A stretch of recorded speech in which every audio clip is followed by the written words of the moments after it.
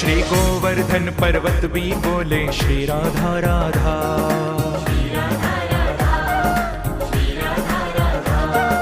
बरसाने के मोर बोले श्री राधा राधा।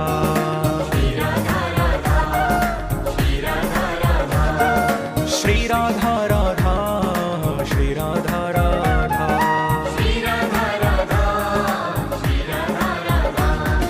श्याम सुंदर की वंशी बोले श्री राधा राधा।